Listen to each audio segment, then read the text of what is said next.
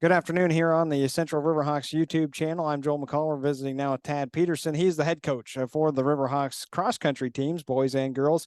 First of all, Coach Peterson, thank you so much for taking some time to spend with me tonight. Thank you, Mr. McCall, for having me. I'm excited to be here and talk about cross country. Yeah, you guys have had a busy schedule thus far. I think you've had 5 meets up to this point. How have things gone for you guys? I think the weather so far has been pretty decent, right? I mean, for your meets. That's true. There was a meet in Decorah, Iowa, the All American meet, which happened on September 10th. Was a rain out. It was pretty wet, pretty slick out there for our student athletes out on the course. However, I would say other than that meet, we've had some really fantastic weather. We've been running since the last Saturday in August. So our first meet was the Gail Johnson Invitational on August 28th. And our next meet will be October 8th at Eau Claire Memorial. So by the end of our season, we'll be at 8 meets for our student athletes. Which is awesome. Yeah, I knew that you had gone. I saw your schedule that you went down to Iowa, the good state, since that's where I'm from. So I'll say that. But probably take some heat from that, though, Coach. Let's start with the girls' side. How have they competed thus far? Because you have what I saw was a wide range of times and girls, and it kind of. I know you had mentioned in your email too that team wise, sometimes the roster changes. Definitely. So we're really fortunate this season that our team continues to grow. Uh, we really took a hit like a lot of other sports did during COVID for the past 2 seasons. But this season we added a few new team members. We added four ladies on the freshman side of things. So that really helped us out. One of the things that we focus on in cross country is continuous improvement. And that's something I'm really proud to encourage among our team members. And I'm really happy with the success that they've had so far this year. As far as team place is concerned, we probably haven't had the most successful team placement. We have had, because we are such a young team, we only have 2 seniors on our roster this year. We don't have any juniors on our roster, which is a direct effect of the COVID pandemic. And the remainder of our roster is filled out with sophomores and freshmen. I'm really proud of the work that they've put into this season, and we are seeing that continuous growth. I'm excited to be with them for these last 3 meets of the season and help them achieve their goals. We have a lot of young ladies that identify different goals on our team, from hitting particular times in meets Right. to just being good team members and just supporting one another. And at the end of the day, that's really what cross country is all about, being there for one another and growing throughout the season. Well, it's a team sport, yet there's so much about the individual and the progress that one runner can make throughout the year. And Brianna Grilly is the one that I wanted to mention first. I'm not going to talk a lot about individuals, but I know that you can. Most of her races, time's getting faster as far as from what you saw. So, what's her progression been like? Definitely. So she's our sophomore runner, and she came out on the scene as a freshman last year and quickly became our number one runner. And she's maintained that position throughout her season this year. So in all of the races that we've had, Brianna has been our number one runner for us, and we continue to see that improvement. I think that she's headed in a positive direction, and just focusing on what we can do as a team to support her as we get closer and closer to MVC championships and to our sectionals competition, continuing to help her meet her goals. We always have a goal at the end of the season is 1%. So I want our student athletes to finish 1% better than they finished all season at our MVC championships, and then 1% better at sectional championships. And in cross country, that actually turns out to be quite a few seconds. Right. So for a runner like Brianna, it would probably equate to about 35-second, 40-second improvement from the meet that we'll have on October 8th, which is the Old Abe Invitational, to the sectionals meet, which will be in the 22nd of October, which is a phenomenal amount of growth for a student athlete like Brianna. So that's what we do. We encourage our students. That 1% can make a huge difference. Yeah, it sure can. Again, you're talking 35 seconds and then another 35 seconds, and you've chopped another minute 10 off of your 5K. And I looked back at your other top four runners. It looked to me like on the girls' side, I'm not avoiding the boys. We are going to talk about that large roster you have. boys, but Amelia Viam, I hope I'm saying these correctly, Taryn Correct. Winga, and then Ella Madsen, McKenna Klingelhofer is the Good other job. Yes. four that I saw. So what have you seen out of that group? Because sometimes it's really nice if, especially when you have young runners, that they can kind of pack themselves and push each other as opposed to, well, I've got one individual that can just outrun everyone and, everyone's kind of chasing them. So it sounds like you kind of have a pack here, right? We do. And there's another student athlete too, Taryn Winga, who is in between our 3 and our 4. And then we have a freshman that's come on recently, Maggie Mock, who's running either our 6th or 5th position. And again, because that team is so young, they get along really well with one another. They push each other in practice. And the key to a successful cross country team is having a lot of runners that are closely together, that can really achieve the least amount of points. So in that manner, cross country is a lot like golf, where Right. we want the least amount of points, and that will give us those top tier finishes.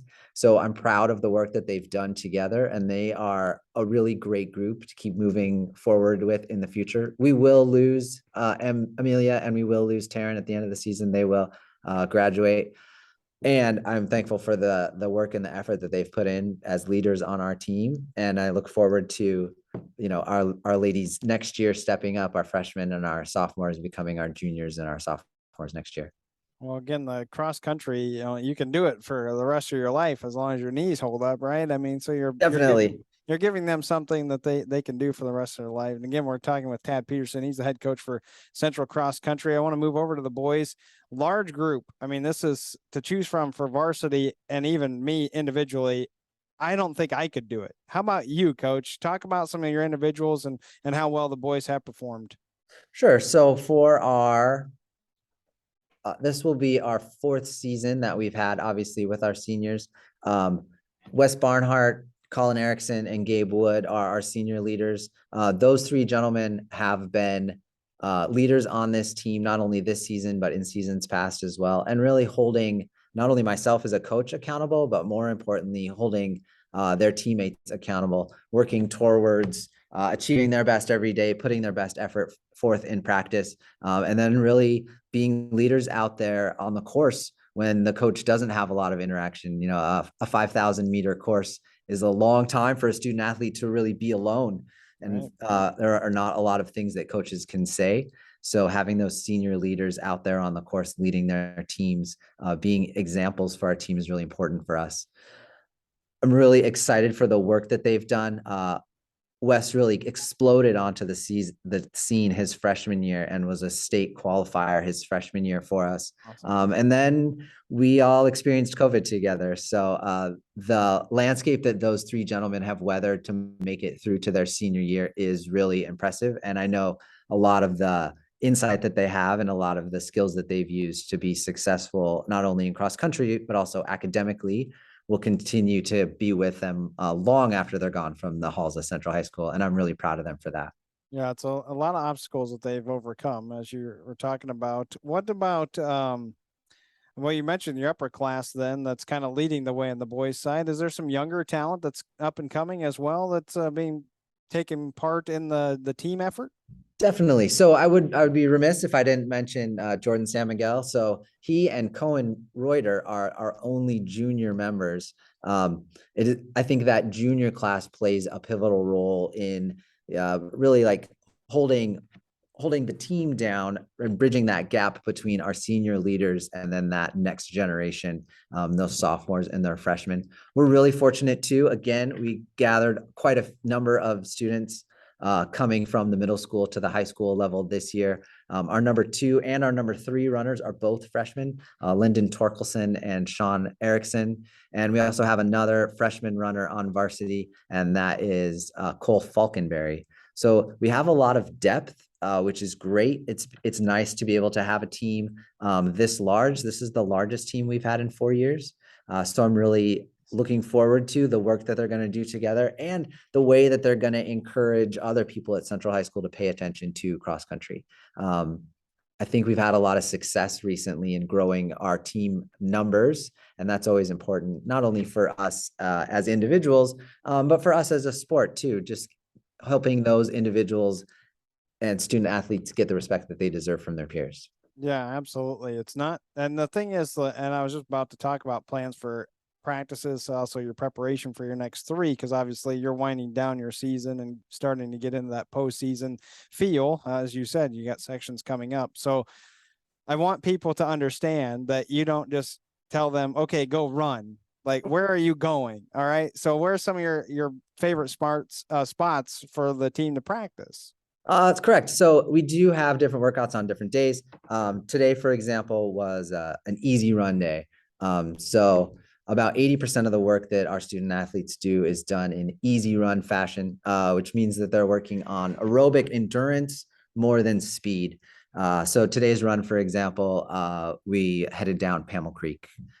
It's close to campus, is an easy out and back route. We do a lot of different activities at different parks. So we spent some time at Myrick Park running on the trails there. We'll spend some time at the Shelby ball fields. We have a nice 800-meter loop there. We will do 400-meter workouts at Wygant Park. And probably for me as a coach and as a runner, one of my favorite places to take our team is to the trails either at Lower or Upper Hickson.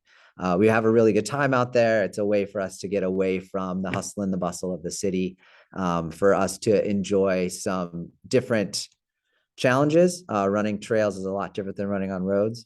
So we're building strength, we're building fitness, we're building endurance, and we're doing it in a way that we can still be outside and don't have to worry about traffic lights, which is really nice for us.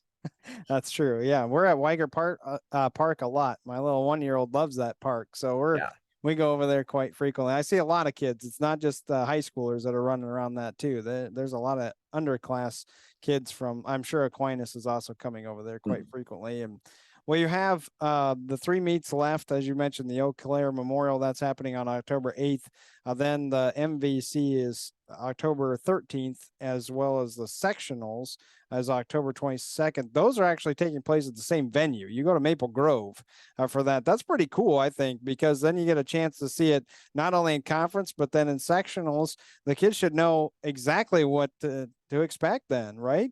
Definitely. And actually, for the past 2 seasons, we've had 4 meets at Maple Grove each Okay. year. So that's where we begin our season with a meet that's hosted by Onalaska, known as the Gail Johnson Invitational. And then our own home meet, the Dick Mitchell Invitational, is also hosted at Maple Grove. And to be honest with you, for our student athletes, this is really, it feels like home. I tell them, and we very much feel like this is a home meet for us. Central coaches of the past were the ones that were involved in coordinating the creation of that course. And we worked very closely with the coach at Onalaska, who's sort of somewhat of a course overseer at this point. So yeah, it's a huge advantage to us to be at Maple Grove, not only for the MVC championships, but also for sectionals. And, you know, we just had our home invitational last weekend. We had 11 students on the team that achieved either their season's best or their lifetime personal best, which is an amazing accomplishment. So I'm very excited to get back there in a couple of weeks and see what they can do. And I think that's what you had bolded in the thing that you had sent me. So let's talk about, obviously I know how the conference goes. Conference, it's, you know, lowest points, then the team wins. Your individual obviously is first too. How about sectionals? How does one qualify for state and cross country in Wisconsin? Because it's all different in different states. True. So in the state of Wisconsin, there are 2 ways that you can qualify for the state competition. The first way is if you're a team qualifier. So if you're one of the top 2 teams, Okay. all 7 athletes from that team will go to the state competition. The second way is by being a time qualifier. So if you are the top 5 times, not including those individuals on the winning teams, those top 5 individuals will go to state.